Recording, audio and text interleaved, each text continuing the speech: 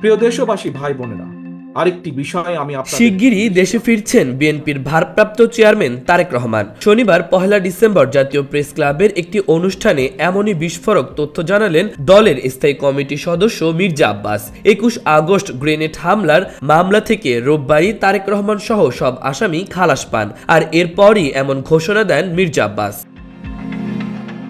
তিনি বলেন, বিজয়ের প্রথম দিনে আপনাদের একটি সুখবর দিতে চাই। সেই মামলার রায় আজ প্রকাশ পেয়েছে এবং তারেক রহমানকে খালাস দেওয়া হয়েছে।